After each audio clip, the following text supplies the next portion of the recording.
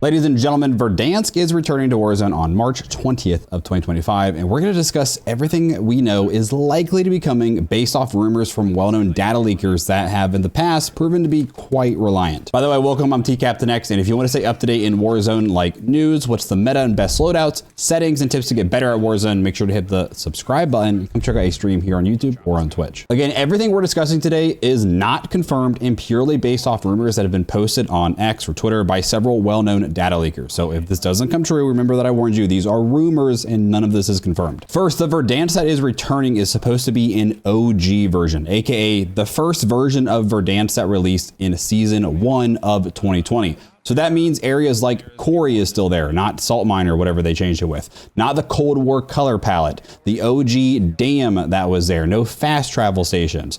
However, there may be a few minor details that have changed. For example, you probably remember that Stadium was initially closed with a roof over it, but rumor is the roof will be closed, but you will be able to go inside to some extent, whereas we couldn't do this in season 1 back in 2020. The train station was another area that changed a lot over time. It opened up. You could go on the inside. You could break in from the roof. Rumored is it's not going to be open up like it was later on, but perhaps as seasons go, maybe that's something that they do with the map like previously, where they open up train station, they open up stadium, Quarry would change, all of that. Another thing that was not present in OG Warzone were ascenders or zip lines. Those came a few seasons later. So I do wonder if they would bring those back on day 1 so that you can get to the roof of stadium so that you don't have to walk up, 20 flights of stairs in those downtown sky rises.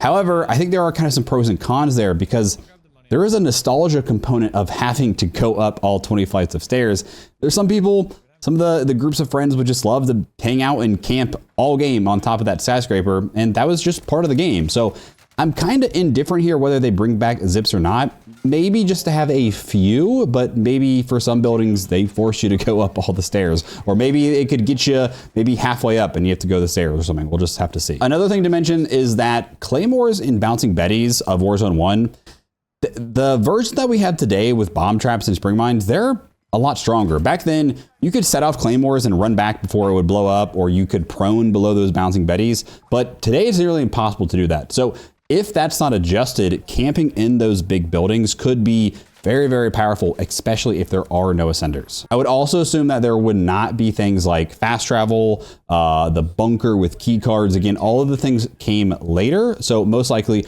we will not have that. I do wonder though, will there be things like redeploy balloons, which we've had since really Caldera and all maps later since there, where you can zip up and fly and land on top of teams. Again, this was never part of Verdansk, but one thing that was different back then was that the vehicles were way faster and just stronger in general. So if they decide to bring back the OG vehicles or kind of buff the vehicles we have to be on par with what they were in Verdansk, maybe we don't really need redeploy balloons, and I kind of like that because that just wasn't part of the map back then anyway. However, on the subject of fast travel, there are rumors of red doors returning. This was an event where entering a red door would randomly teleport you to different parts of the map.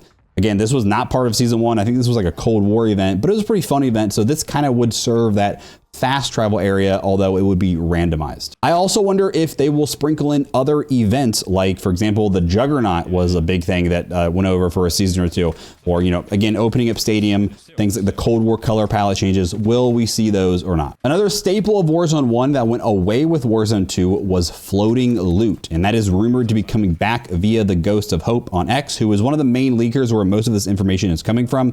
Remember, in Warzone 2, they went the ultra realism route and they made loot and plates sit on the ground, like flush with the ground like it would in real life, or like on a shelf or something. The problem is it's kind of hard to see items, and loot tends to clump on top of each other, and you just can't loot them. They've improved this greatly. They now have items highlighted on the ground. They kind of make things spread out, but there are still issues where they get stuck in walls, they disappear. So floating loot overall just makes looting faster and more efficient. Another map component that we don't know much about is water. The ability to swim was not added until Warzone 2, and Verdansk just didn't really have any water on the map. The river was dried out. There were small bits of frozen sections in the river, and then there was a large frozen lake north of the dam. And then the ocean or sea or whatever on the southern side of the map was there, but it was out of bounds. If you went into it, you would just basically instantly die. So whether or not, they fill the river, they melt the lakes, they make the ocean swimmable, we just don't know. Personally, I hate the water mechanics in Warzone, and I hope there is zero water on the map. Maybe if they made the ocean to the South Swivel, whatever, that's not a big deal because like nobody's gonna really go there unless there's like maybe an end zone there, but just please don't add more water to the map. We've also gotten a lot of rumors around weapons returning. Guns like the Grau, Kilo, HDR, and AMAX have all been rumored to return. Personally, I love the idea of them bringing back some of the most nostalgic weapons, but if they bring back, you know, the HDR, and it's just an HDR that looks like an HDR, but it doesn't have similar stats or handles like it, what's the point? Sniping in Warzone 1 was way stronger than what it is now, really ever since Warzone 2. Sniping's just never quite been the same. It's decent now, but it's definitely not to the caliber of Warzone 1. And I'm hoping they kind of bring and they buff some of these other snipers back kind of to the level of the end of Warzone 1, where you had big snipers with a lot of flinch, but they had unlimited range, solid bullet velocity. But then you had faster snipers like the Kar 98, still pretty fast bullet velocity, but you know, they were balanced a little bit with still decent flinch and then also a range for their one-shot capability. But also even the ARs now still don't quite feel the same. The Black Ops 6 ARs, they've greatly reduced the recoil, especially visual recoil, but there's still a lot more random horizontal bounce and recoil to it that Warzone 1 just didn't have. And there's only a few guns, you know, maybe like the Ames 85, maybe the Model L, that are kind of comparable to that Warzone 1 feel.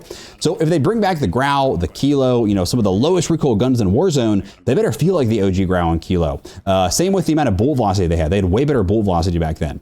So they can't just say it's the Grau, like, oh, it has the iron sights, unless it feels and performs like the OG Grau did, because then people returning to the game are going to be like, what the heck, this isn't the Grau. Also, we have not heard of any SMGs, LMGs, or shotguns being leaked, so I would love to see some of those in the mix there as well. Maybe the MP7, the Doof or the R90 shotgun, the RPK for an LMG, you know, but as long as they have to be viable and part of a balanced meta. The meta's in an okay spot right now, but again, what is meta now would be horrible compared to what was meta back in Warzone 1. Another rumor to be returning is the dreaded Rose skin. This was the all black kind of rubber latex skin that was impossible to see in dark corners.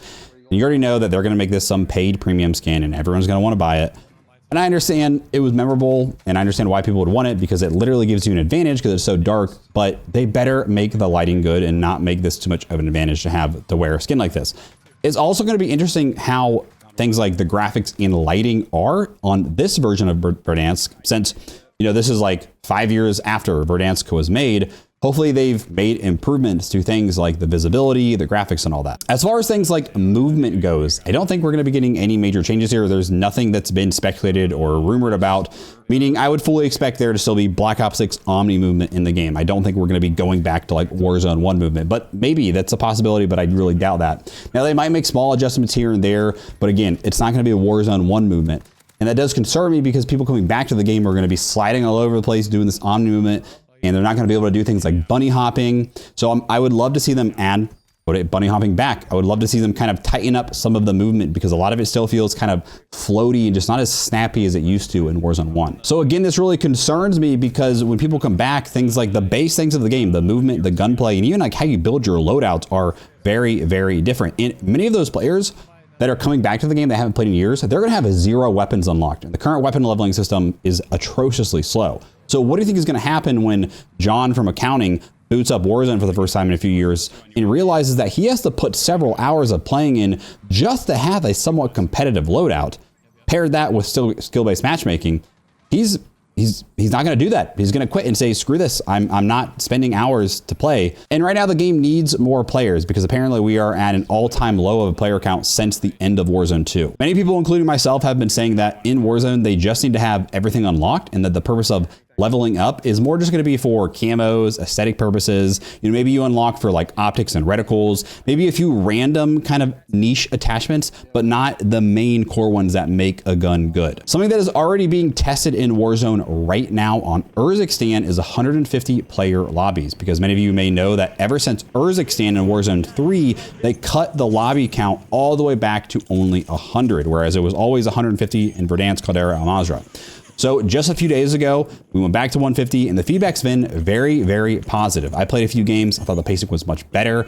End games were a little bit more intense. There were a few more teams up in the end games, and it was just a lot more fun. And generally, it also seemed like servers were okay as well with 150 players, which has been a big concern as to possibly why they decreased to 100 players in the first place. And servers will definitely be a concern of mine as well with Verdansk returning, because just servers have been really bad basically since Warzone 2. Warzone 3 I feel like was okay, but then Black Ops 6 somehow things got worse again.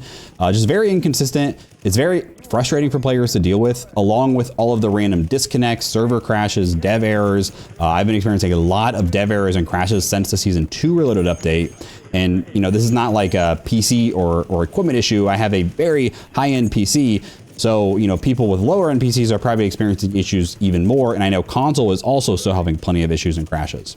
And similar to the server issues are just the amount of bugs that are in the game. Now, I will give them credit in Season 2 in the Reloaded update. They've got a lot of these fixed.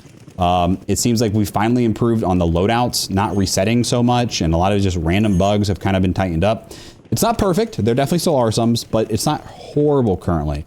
So my concern though is it seems like whenever we introduce a new season or a big update, there's some big game-breaking bug like day 1 and 2, and there's major issues. And so given the history of Warzone, if people come back and there is some like huge bug or just lots of small bugs, people are just going to be like, nope, I'm not dealing with this. This is why one of the reasons why I quit in the first place. We'll see you in a few years or see you never again. Now, I am very, very hopeful that this update is well delivered and that it sparks some love back into the game for many people that haven't touched it in a long time.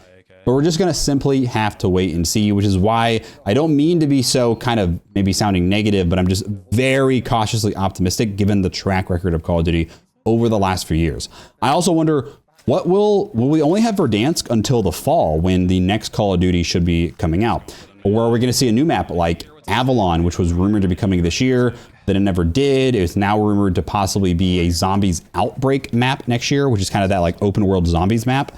So we just don't know. I would love the ability for them to rotate maps like Apex does, or even to have multiple maps in the playlist like we have with Rebirth Island and Area 99, or just various Resurgence maps. I'm sure it's an issue of them, you know, having enough storage in the game. I know they're trying to downsize the amount of storage that the game takes up, but having, you know, a Verdansk and an Urzikstan or an Avalon, I'm sure takes up a lot of data. And with the topic of BR versus Resurgence, I would also really hope to see them kind of make BR and Resurgence a little bit more separate in their kind of their identity. Meaning currently in Battle Royale, there are lots of ways to respawn. It's kind of a glorified Resurgence in the sense of there's extra gulag tokens, redeploys, buybacks are very, very cheap. And it makes the game feel less like a traditional battle royale like it did originally in Warzone 1 when Verdansk first came out, because your life isn't that valuable even in battle royale. Whereas if you died in Warzone 1 on Verdansk, it was like, oh crap, you messed up. You need to play a little bit smarter. Your life has value. And then Resurgence is meant to be the opposite, where you can run around like kind of an idiot and it's okay if you die. You just got to lock in at the end game if you want to win. So that is all we potentially know as of now. Again, these are all rumors that have been posted by others on X. A lot of this came from Ghost of Hope via X, along with some of my own opinions just about what is speculated to come as well. I appreciate you guys for watching, and we'll see you in the next one.